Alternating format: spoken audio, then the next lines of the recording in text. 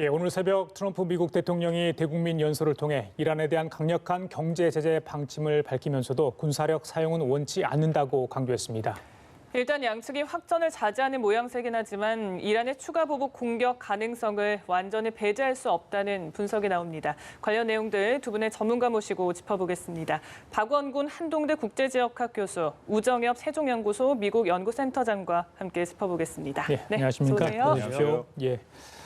혹시 두 분은 오늘 새벽 트럼프 대통령의 대국민 성명 보셨는지 모르겠습니다. 글쎄요, 뭐 등장하는 모습도 좀 굉장히 좀 화려하고 이색적이었는데 한 1시였는데 한 30분 정도 딜레이가 됐습니다. 어찌됐건 많은 국민들, 특히 미국 국민도 봤겠지만 우리 한국 국민들도 많이 여러 관심을 가지고 볼 수밖에 없는 상황 아니었겠습니까? 재반격 이야기는 없었고요. 군사적 사용을 원치 않는다 이런 이야기 나왔습니다. 예상을 하셨나요? 그런 멘트? 일단은 그 미국 기지에 대한 이란의 공격이 이제 미국 인명에 희생이 없었다는 점에서 트럼프 대통령으로서는 여러 가지 옵션을 이제 보다 줄 수 있었던 것이죠. 만약에 미국 인명에 피해가 있었다면 트럼프 대통령이 아무리 확전을 자제하고 싶다고 하더라도 확전을 할 수밖에 없는 상황으로 갔을 텐데 다행히 미군 기지에 대한 공격에서 인명 피해가 없었기 때문에 그렇죠. 트럼프 대통령이 여러 가지 선택지를 고민할 수 있었고 그리고 이제 이란의 반격 자체가 미국에 대한 아주 큰 피해를 야기하는 정도의 공격이 아니었기 때문에 아마도 그러한 점에서 트럼프 대통령은 군사적 확전은 더 이상 하지 않는 것이 미국의 이익이나 이제 본인의 정치적 고려에서도 유리하겠다라는 판단을 내린 것 같습니다. 예, 미국의 어떤 부분 그런 솔레이마니 제거에 대한 어떤 정당성을 부여한다 할지 또 이란에 대한 어떤 보복 공격에 대해서 비난을 한다 할지 그런 뉘앙스보다는 오히려 더 굉장히 수위를 조절했다. 예. 완화한 표현들이 많았습니다. 예. 네, 어떻게 보셨어요? 뭐 숨죽이고 봤습니다. 저도 뭐 우정엽 박사랑 비슷하게 결국 핵심은 미군 피해자가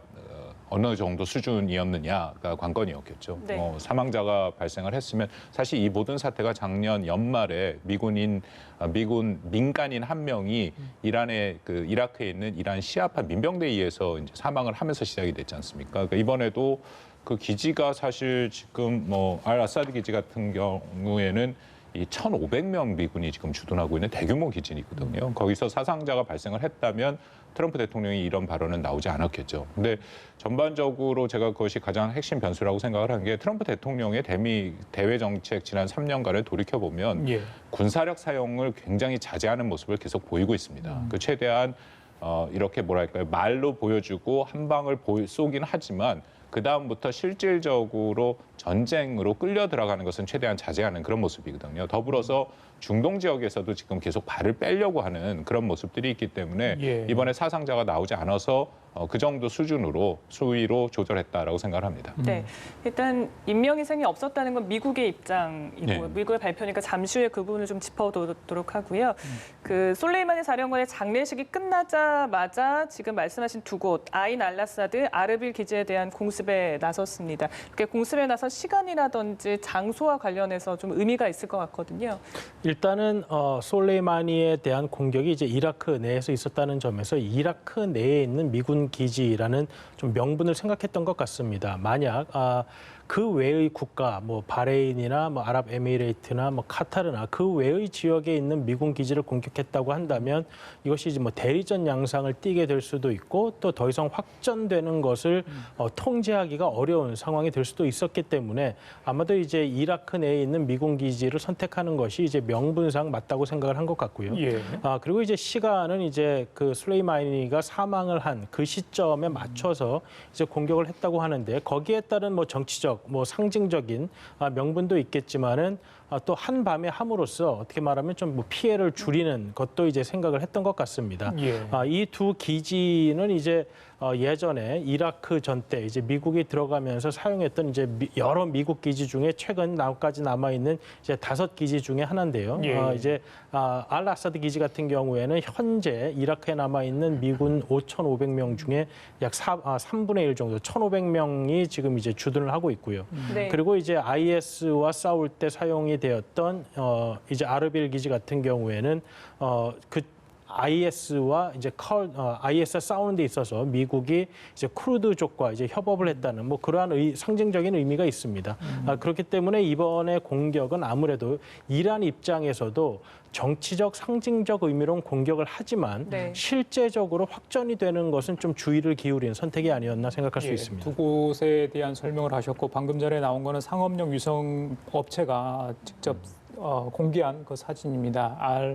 아인 아라사드 그 미국 공군 기지 위성 타격 받는 곳인데 네. 글쎄요 5곳 시설이 타격을 받아서 좀 허물어지거나 좀 검게 그을린 그런 모습도 잠깐 이렇게 위성 사진을 통해서 저희들이 볼 수 있었습니다.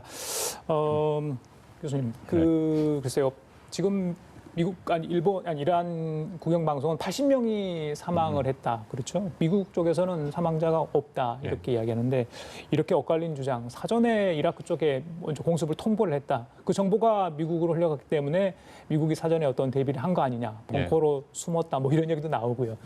어떻게 숫자가 다른 이유는 어디 있다고 보십니까? 뭐 이란이 이번 그 공습은 정치적인 목적이 굉장히 강했다라는 거죠. 그렇기 때문에 아까 잠깐 얘기를 했습니다만 이 공격을 했던 시기조차도 솔레이마니 장례식에 맞춰서 한 거고요. 정밀한 선제 공격을 했다라고 보기는 어렵습니다. 지금 그 화면에 나온 알아사드 기지 같은 경우에 대규모 기지인데 거기에 지금 17발의 미사일을 발사했다라고 알려지거든요. 근데 17발로 그 기지에 피해를 주는다라는 거는 거의 불가능한 일이죠. 거의 한 3-4배는 쏴야 피해를 줄 수 있을 정도 수준이고. 그러니까 처음부터 이것은 어느 정도 이 제한적인 공격이었다라고 하고요. 말씀하신 것처럼 지금 미국 언론을 통해서 이미 지금 여러 가지 얘기가 나오고 있습니다. 공격 3시간 전에 이미 백악관이 알고 대책 회의를 했다. 그리고 그 말이 저는 맞다라고 생각하는 게 이란이 어쨌든 이라크 내에 있는 미군 기지긴 하지만 이라크를 공격하는 거 아닙니까? 그러니까 예를 들어서 북한이 무슨 이유 때문에 평택에 있는 미군 캠프 험프리스를 공격하는 그런 상황이거든요. 그러면 한국의 주권이 침해되는 거죠. 그래서 지금 알려진 거에 따르면 이란이 이라크 정부한테 미리 얘기를 해줬고 그 이라크 정부가 다시 미군한테 얘기를 해줘서 충분히 대피할 시간을 줬다. 그리고 전반적으로기 때문에 정치적인 그런 목적이 테헤란과 또 이란 정부 당국은 그렇게 강했다라고 생각이 되고요. 그걸 뒷받침하는 게 작년 11월에 사실 굉장히 큰 반정부, 이란 내에서 반정부 데모가 있었습니다. 그래서 알려진 거에는 수십 명이 뭐 사망했다.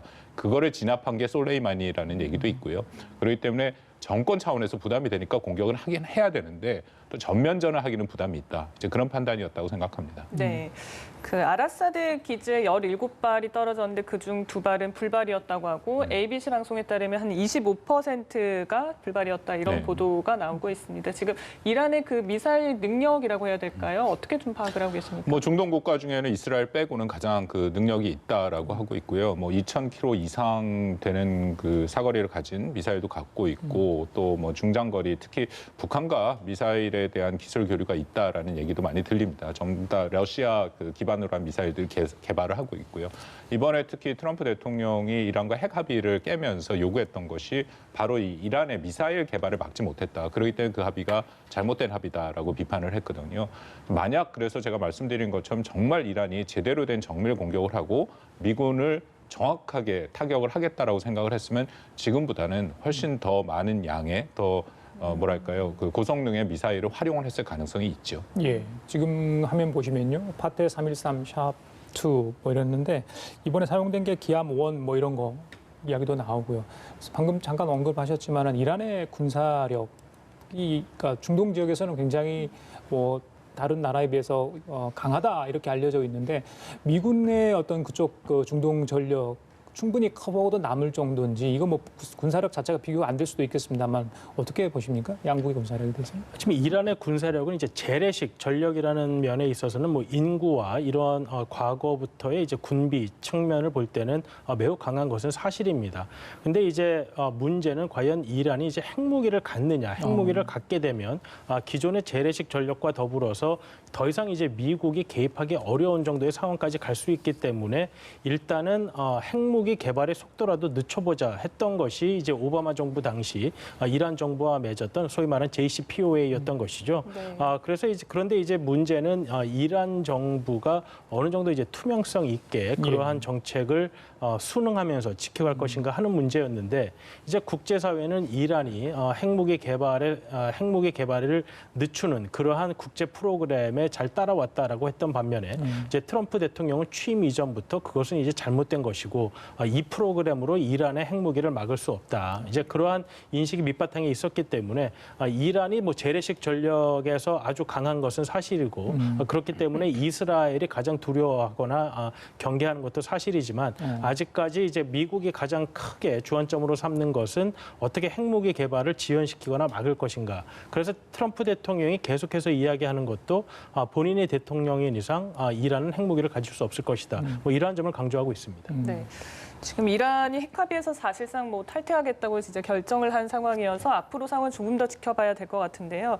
지금 이란 최고 지도자의 경우는 이번 공습이 좀 뺨을 한 대 친 격이다라고 밝히기도 했고 또 고위 간부가 지금 우리가 13개 복수 시나리오가 있다라고 하지 않았습니까? 그렇다면 뭐 어떤 형태가 됐든 추가 도발에 나설 가능성이 있는데 그게 좀 어떤 형태가 될까요? 최고 지도자 하메네이는 그 이란의 신정 체제이기 때문에 말 그대로 최고 지도자죠. 모든 입법, 사법, 행정권이 결국 그쪽에서 최종적으로 결정되고 거의 다 종교적인 지도자이기 때문에 상당히 발언에 비중을 두는 것은 사실입니다. 그런데 네. 전반적으로 지금 진행되는 상황을 보면 이란도 상당히 뭐랄까요 조건을 걸고 자제하는 모습을 보입니다. 그러니까 예를 들어서 지금 말씀하신 사람들 말고도 자리프 외무부 장관 같은 경우에는 전쟁을 원치 않는다라는 얘기를 했었고요. 그리고 솔레이마니가 통솔하던 쿠드스군 같은 경우에도 공식적으로 얘기를 했는데 뭐라고 얘기를 했냐면 미국이 이란 영토를 공격할 경우에 한해서 미국 본토를 공격하고 얘기 나온 예를 들어서 뭐 이스라엘이나 두바이를 공격을 하겠다, 아랍에미레이트 그렇게 얘기를 했거든요. 그러니까 계속 조건이 붙습니다. 그리고 심지어는 이란의 그 국방장관도 비슷한 얘기를 했는데요. 이란의 조치는 미국이 취할 조치에 비례할 것이다. 그렇습니다. 그러니까 결국은 지금 일단 트럼프 대통령이 공격은 안 하겠다, 군사적인 공격을 안 하겠다 했으면 이란은 멈출 수 있죠. 그런데 한 가지 지금 우려가 이란 시아파의 그 사실 솔레이마니가 그 조직들을 만들어놨는데 그 반개 조직들이 있지 않습니까? 그렇습니다. 그들이 따로 움직일 가능성은 있죠. 그 이야기를 제가 여쭤보려고 했는데, 그러니까 뭐 시아파 벨트라고 하잖아요. 네. 지금 많이 있잖아요. 예멘도 있고 레바논도 있고 헤즈볼라라는 단체는 이렇게 아마 시청자분도 알고 있을 것 같습니다. 이미 뭐 테러 조직으로 미국은 규정하고 있는데. 이 조직들이 같이 그러니까 움직임을 할 경우에 미국으로서는 굉장히 우려스러울 만한 사안이 벌어지지 않을까 이런 우려가 나와요. 그렇습니다. 솔레이마니가 쿠드스군이 사실 그들을 지원하고 훈련하고 통제하는 역할을 하고 있거든요. 말씀하신 헤즈볼라랑 또 이 팔레스타인의 가자 지역에는 하마스가 이제 대표적이고 또 그 시리아에도 지금 만들어 놓고 있는 상황이고요. 근데 그들이 그 이란의 통제를 받긴 하지만 또 말씀드린 것처럼 시아파이기 때문에 시아파의 극단 세력들이기 때문에 독자적으로 미국과 미군인에 대해서 공격을 할 가능성을 배제할 수 없죠. 근데 그렇게 되면 아까 말씀드린 것처럼 트럼프 대통령은 사실 확전을 원치 않고 분쟁을 원치 않더라도 만약 미국의 희생이 나온다면 이건 또 다른 얘기가 되고 결국은 그것의 최종 책임은 이란한테 물을 수밖에 없는 상황이기 때문에 우리가 아직은 그 계속 좀 경계를 해야 되는 그런 상황이다라고 판단이 됩니다. 네, 말씀처럼 뭐 전면전이 아니더라도 중동 곳곳에서 이런 대리전 성격의 충돌은 충분히 일어날 수 있을 것 같아서 좀 지켜봐야 할 대목인 것 같습니다.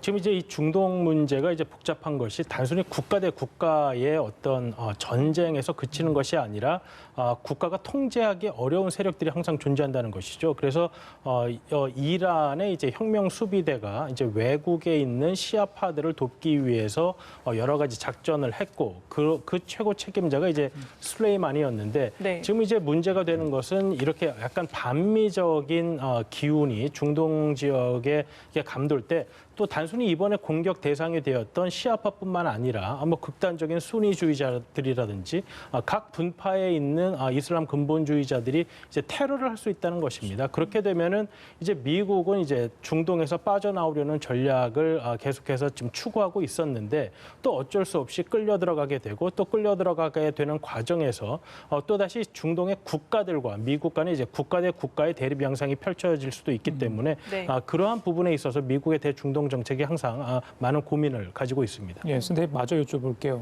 많은 분들 궁금하실 수도 있어요. 자, 이란하고 미국이 지금 다투고 있고 군사적 충돌 직전까지 갔는데 전장이 되는 부분에서 굉장히 불편해할 수밖에 없다. 그런 말씀 전에 말았는데요. 계속 부탁드릴까요? 그러니까 이제 이렇게 미국이 이제 이라크와 전쟁을 한 이후에 이제 오바마 정부 때 이제 이라크에 있던 미군이 철수를 했었습니다. 2011년 정도에 철수를 했는데 그 이후에 이제 IS라는 세력이 이제 이라크 내에 굉장히 그리고 중동 지역 내에 강하게 이제 올라왔죠. 근데 이제 이라크라는 국가가 이제 어떻게 보면 거의 다시 태어나다시피 하게 되면서 이제 군사력이나 이런 부분에 있어서 좀 아직 발달이 덜 됐고 이제 약할 수밖에 없는 상황에서 이제 다시 이제 미국이 재주둔한 게 이제 2014년입니다.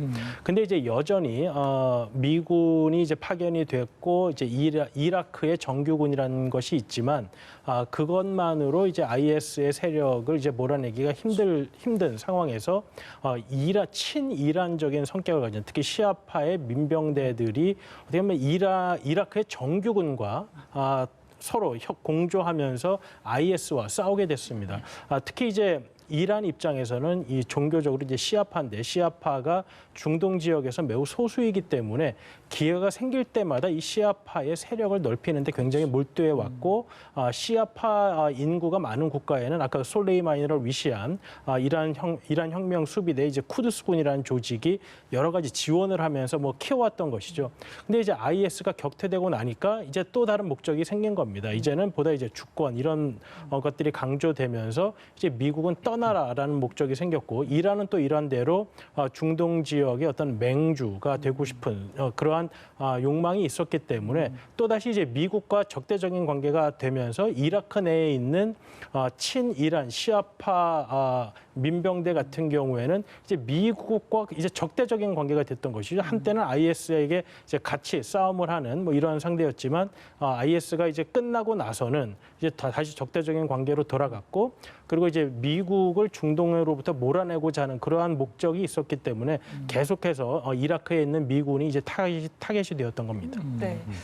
그 트럼프 대통령이 이제 그 이라크 의회가 미군 좀 철수 이런 얘기를 하자 그 비용을 내라라는 얘기까지 나오지 않았습니까? 예. 근데 이게 가능한 시나리오인 건지 궁금해요.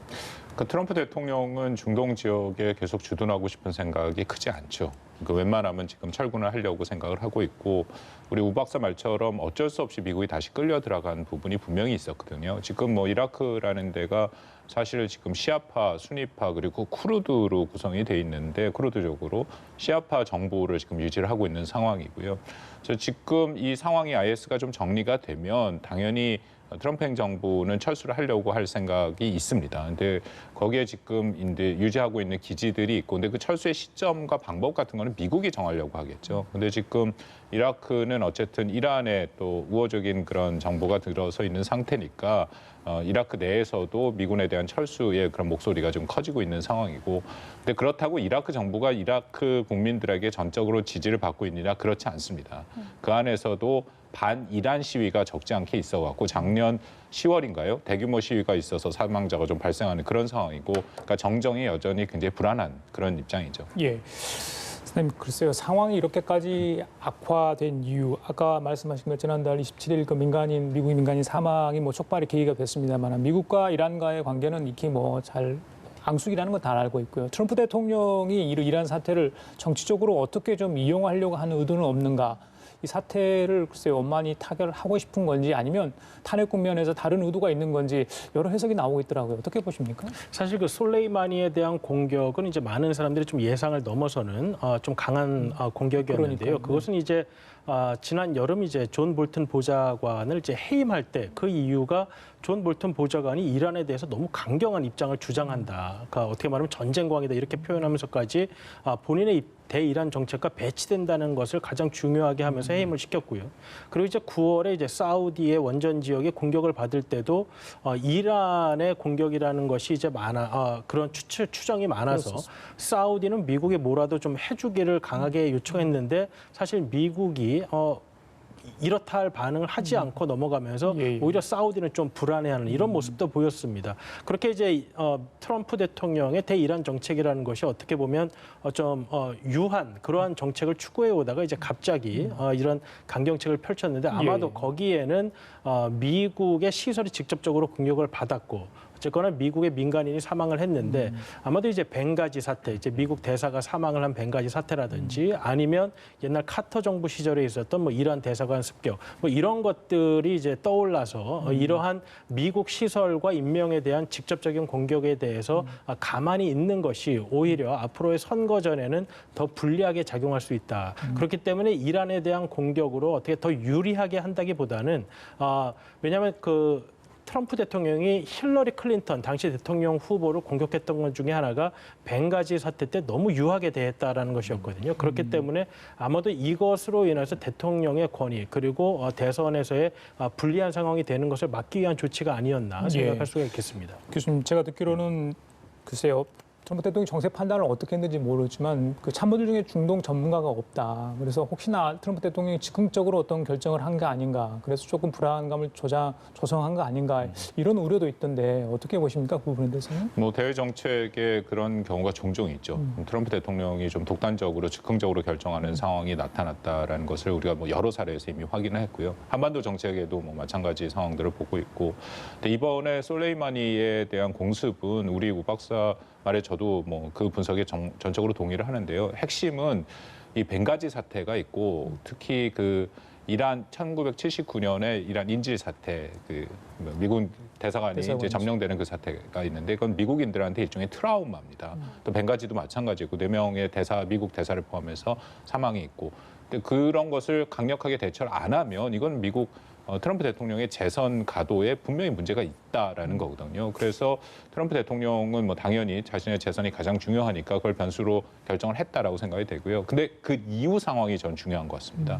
지금 그 기자회견을 할 때도 원래 기자회견을 빨리 하려고 했잖아요. 그래서 빨리 해갖고 아마 트럼프 대통령이 결정을 했으면 혹시라도 공습을 하거나 좀 강력한 군사적인 조치를 그런 또 기자회견을 했을 가능성도 있는데 아마 그거는 이제 주변 참모들이랑 조율을 하는 시간을 좀 가진 것 같습니다. 예. 그래서 그 다음에 이제 공식적으로 하면서 상당히 여러 가지 상황들을 다 확인하고 그리고 결국 군사적인 조치는 안 하는 모습이 나타났죠. 네.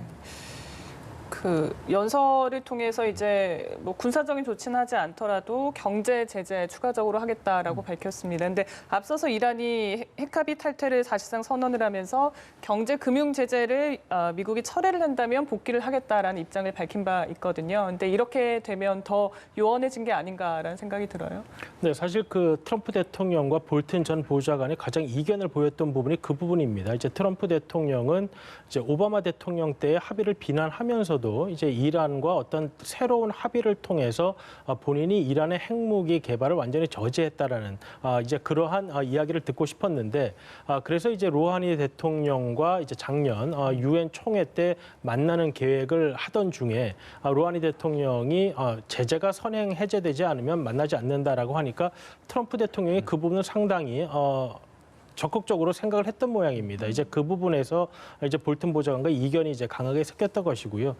그렇기 때문에 사실 트럼프 대통령이 이번 이제 공격에 대한 결정에서 보이듯이 앞으로 어떠한 결정을 내릴지는 모르지만 사실 이란에 대한 제재는 전면적인 경제 제재의 성격이 강해서 사실 추가적인 어떤 경제 제재의 조치를 내리기는 사실 쉽지 않습니다.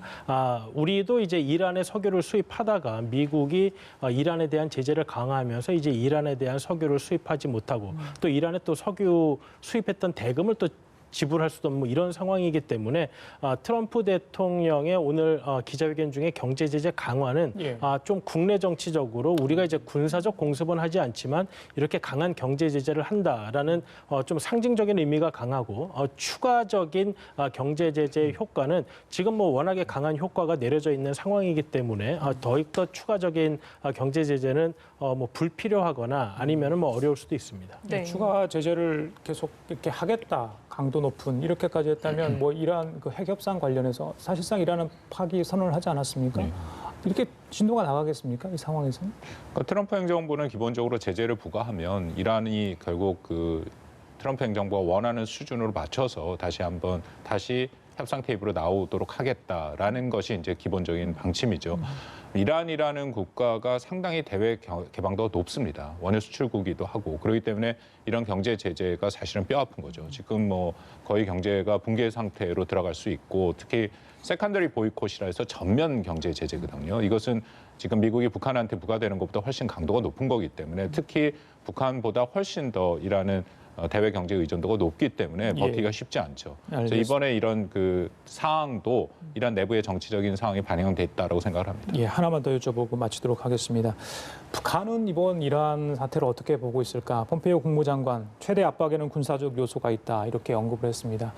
이 최대 압박이라는 게 저희들이 이제 북한 관계 이야기하면서 자주 듣던 얘기인데 글쎄요, 솔레이마니 사령관 제거를 보면서 북한은 어떻게 봤을 거며 또 이란이 그 핵협상 파기를 선언한 그 과정에서 우리가 어떻게 앞으로 미국과 핵협상을 했다 이런 반면교사가 되지 않을까 싶은데 어떻게 보십니까? 그래서 미국이 이번 이란 공격을 생각하면서 고민할 때 뭐 북한에 대한 정책까지 고민을 하지는 않았을 것 같습니다. 근데 이제 북한 입장에서는 좀 다르죠. 왜냐하면 미국과 지금 상대를 하고 있는 입장에서 미국에게 공격을 받은 국가가 있다는 것은 이제 북한에게는 이제 고민할 수밖에 없는 문제인데 지금 만약에 북한이 어떤 군사적인 도발을 고민하고 있다면 아마 거기에 대해서는 좀 억지력이 많이 생겼을 것 같습니다. 왜냐하면 이제 미국의 강한 군사적 능력을 보여줬기 때문에.